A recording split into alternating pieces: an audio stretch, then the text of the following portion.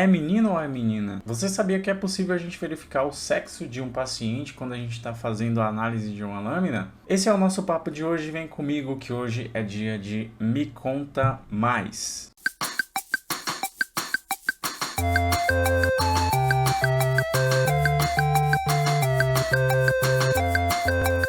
Então, pessoal, hoje a gente vai falar de um tema que ele é bastante curioso, pode ser muito importante às vezes, que é sobre o nosso esquema de pirâmide do ar. Vai falar hoje sobre uma pequena estrutura morfológica que está presente nos nossos neutrófilos que a gente consegue identificar o sexo daquele paciente. Mas antes de começar o vídeo é muito importante que você se inscreva no canal e ative as notificações para não perder nenhum vídeo, certo? Então, para você saber logo do que eu tô falando de uma estrutura que está presente aqui nesse neutrófilo. Você consegue identificar aí qual será? Tô falando dessa pequena estrutura aqui, pessoal.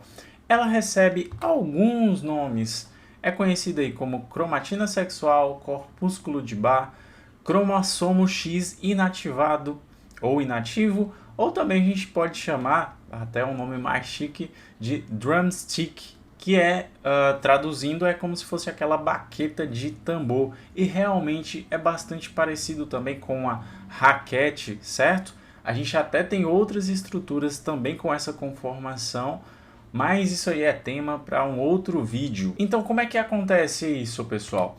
Vamos lá falar um pouco de genética agora, relembrar alguns termos, né?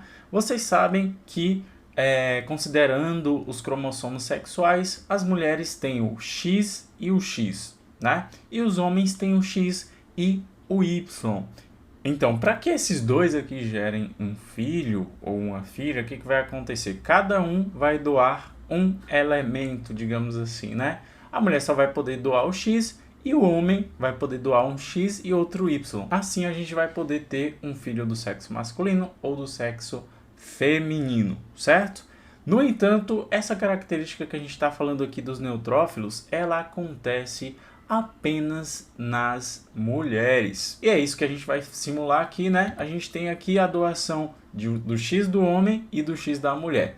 Só que o que acontece para que eu tenha essa morfologia aqui, pessoal? Só o que acontece? Por que esse X aqui está cortado? O X do homem e o X da mulher. Essa estrutura que a gente falou aqui, pessoal, de novo, em uma condição normal, ela está exclusivamente nas mulheres, certo? Ela é resultado da condensação, da inativação. Lembra daquele nome também que a gente pode dar àquela morfologia? A gente também chama ele de cromossomo inativo ou inativado, né? Então, acontece que, aleatoriamente, o nosso organismo ele acaba condensando um desses X. Pode ser o X da mulher ou pode ser o X doado pelo homem, pelo pai. Ele é o cromossomo X condensado, inativado. Então, toda vez que eu observar essa estrutura na minha lâmina, eu vou saber que se trata de uma mulher, certo? Então, eu digo que é menina. Aí você deve estar se perguntando, oxe, mas eu olho no sistema ali o sexo do meu paciente, para que eu vou precisar saber disso? Bem, pessoal, imagina o seguinte, você pegou a lâmina lá de seu José, né? Colocou no microscópio e está fazendo a sua contagem, a sua observação das hemácias, das plaquetas, mas de repente, na lâmina de seu José, você observa essa estrutura. Qual é a primeira suspeita? Opa, pode ter havido aí uma troca de amostra, pessoal. Então é muito importante sim conhecer o máximo de morfologia que a gente pode ter aí nas nossas células, né? E isso, claro, como eu falei, é uma orientação bastante importante, pode te tirar de uma fria dessas. Só que, como sempre, o corpo humano ele é fascinante, ele pode apresentar aqui algumas modificações dessa estrutura, pessoal, que é nos casos de algumas anomalias genéticas, algumas síndromes. Então, se você sabe que se trata de uma mulher, se faz a contagem aí de até 200 neutrófilos.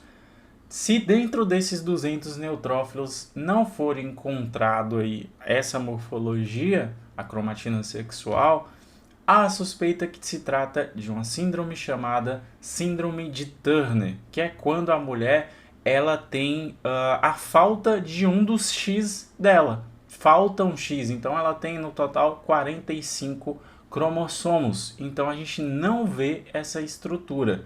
No entanto, veja só aqui para baixo, a gente tem uma outra síndrome chamada de triplo X, que é a síndrome também conhecida como superfêmea, que é aquela síndrome onde a mulher ela tem 3x. Então essa morfologia a gente vai encontrar ela nessa situação com duas morfologias, veja só, duas estruturas, melhor dizendo, né? A gente tem uma aqui, outra aqui, a mesma formação, só que duplicada, tá, pessoal? E aí que vem a notícia que você talvez esteja esperando, que você talvez esteja suspeitando. Eu falei lá no início que essa estrutura a gente encontra em condições normais apenas em mulheres. Isso quer dizer que nos homens, em algumas situações também especiais, em algumas síndromes, a gente pode encontrar o drumstick, a cromatina sexual, o cromossomo X condensado, né? E quais são essas situações? A gente está falando da síndrome chamada de Klinefelter, quando o homem ele nasce com um X a mais. Então ele fica XXY. E esse indivíduo acaba desenvolvendo aí algumas características femininas, como o desenvolvimento de mamas e também nenhuma ou pouca produção aí de esperma, né? Tá ligado aí à produção da própria testosterona. Então, mais uma vez na hematologia a gente vê que tudo tem uma exceção.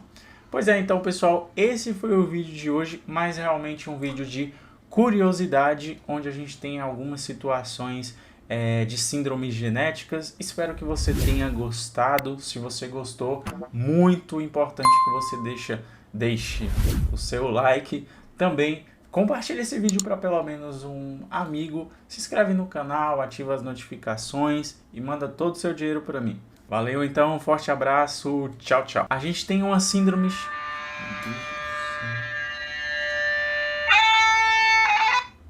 Alô? Eu não tenho interesse não, eu vou agradecendo.